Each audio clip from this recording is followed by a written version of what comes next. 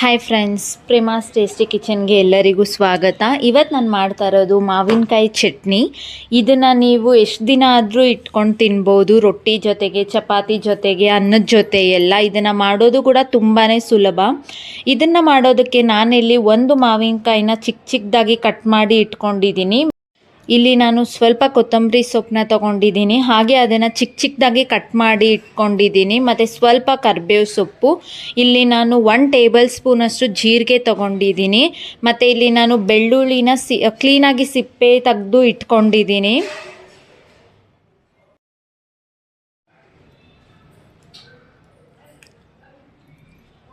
ಹಾಗೆ ನಾನಿಲ್ಲಿ 1 ಕಪ್ ಆಗೋಷ್ಟು ಕಡಲೆಬೇಳೆನ ನೆನೆಸಿ ಇಟ್ಟಿದ್ದೆ. ಇದನ್ನು ನಾನಿಲ್ಲಿ 3 ರಿಂದ 4 ಗಂಟೆ ನೆನೆಸಿ ಇಟ್ಕೊಂಡಿದ್ದೀನಿ. ನೀವು ಬೇಕಾದರೆ ಹಿಂದಿನ ರಾತ್ರಿಯೇ ಇದನ್ನು ನೆನೆಸಿ ಇಟ್ಕೋಬೋದು, ಆಗಲೂ ಕೂಡ ತುಂಬ ಚೆನ್ನಾಗೇ ಇರುತ್ತೆ. ಇವಾಗ ನಾನು ಇಲ್ಲಿ ಒಂದು ಜಾರ್ಗೆ ಕಟ್ ಮಾಡಿ ಇಟ್ಕೊಂಡಿರೋ ಮಾವಿನಕಾಯಿನ, ಬೆಳ್ಳುಳ್ಳಿ ಮತ್ತು 1 ಟೇಬಲ್ ಸ್ಪೂನಷ್ಟು ಜೀರಿಗೆ ಮತ್ತು ಸ್ವಲ್ಪ ಕೊತ್ತಂಬರಿ ಸೊಪ್ಪು ಮತ್ತು ಕರಿಬೇವು ಸೊಪ್ಪನ್ನ ಹಾಕ್ಕೊಂಡು ಚೆನ್ನಾಗಿ ಮಿಕ್ಸ್ ಮಾಡಿಕೊಂಡು, ಹಾಗೆ ಇಲ್ಲಿ ನಾನು ನೆನೆಸಿಟ್ಟಿರೋ ಕಡಲೆಬೇಳೆನೂ ಇದಕ್ಕೆ ಹಾಕ್ಕೊಂಡ್ಬಿಟ್ಟು ಚೆನ್ನಾಗಿ ಮಿಕ್ಸ್ ಮಾಡಿಕೊಂಡು ಇದನ್ನು ರುಬ್ಕೊತೀನಿ.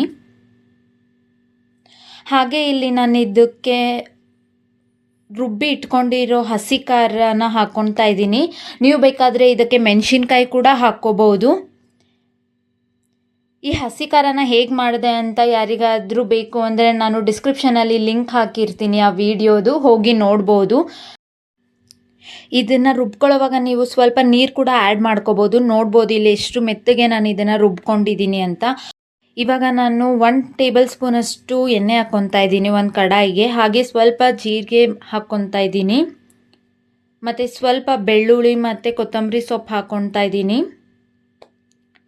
ಹಾಗೆ ಇಲ್ಲಿ ಸ್ವಲ್ಪ ಇಂಗು ಹಾಕ್ಕೋಬೋದು, ಇದು ಆಪ್ಷನಲ್. ಹಾಕ್ಕೊಂಡ್ಬಿಟ್ಟು ಚೆನ್ನಾಗಿ ಮಿಕ್ಸ್ ಮಾಡ್ಕೊಳ್ಳಿ. ಹಾಗೆ ಇಲ್ಲಿ ನಾನು ಚೂರು ಅರಿಶಿನ ಪುಡಿ ಹಾಕ್ಕೊಂಡು ರುಬ್ಬಿಟ್ಕೊಂಡಿರೋ ಅಂಥ ಚಟ್ನಿನ ಹಾಕ್ಕೊಂಡು ಚೆನ್ನಾಗಿ ಮಿಕ್ಸ್ ಮಾಡ್ಕೊತಾ ಇದ್ದೀನಿ.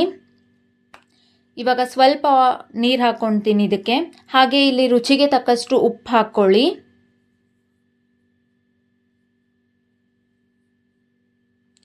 ಉಪ್ಪು ಹಾಕ್ಕೊಂಡು ಚೆನ್ನಾಗಿ ಕಲಿಸ್ಕೊಳ್ಳಿ. ಇದನ್ನು ಮಿಕ್ಸ್ ಮಾಡ್ತಾನೆ ಇರಬೇಕು, ಇಲ್ಲ ಅಂದರೆ ಕಡಾಯಿಗೆಲ್ಲ ಅಂಟ್ಕೊಂಡ್ಬಿಡುತ್ತೆ, ಇದು ಹೊತ್ತುತ್ತೆ ಹಾಗೇ. ಸೊ ಇದು ನೋಡ್ಬೋದಲ್ವ ಎಷ್ಟು ಈಸಿಯಾಗಿ ನಾವು ಮಾವಿನಕಾಯಿ ಚಟ್ನಿನ ಮಾಡ್ಕೋಬೋದು ಅಂತ. ಹಾಗೆ ನಿಮಗೆ ಇನ್ನೂ ಖಾರ ಬೇಕು ಅಂದರೆ ಇದಕ್ಕೆ ಮೆಣಸಿನ್ಕಾಯಿ ಹಾಕ್ಕೋಬೋದು ಜಾಸ್ತಿ. ಇದನ್ನು ದೋಸೆಗೂ ಕೂಡ ಮಾಡ್ಕೋಬೋದು ಈಸಿಯಾಗಿ. ಹೀಗೆ ನನ್ನ ಎಲ್ಲ ವೀಡಿಯೋಸ್ ನಿಮಗೆ ಇಷ್ಟ ಆಗ್ತಾ ಇದ್ದರೆ ಸಬ್ಸ್ಕ್ರೈಬ್ ಮಾಡ್ಕೊಳ್ಳಿ, ಹಾಗೆ ಸಪೋರ್ಟ್ ಮಾಡಿ. Thank you for watching.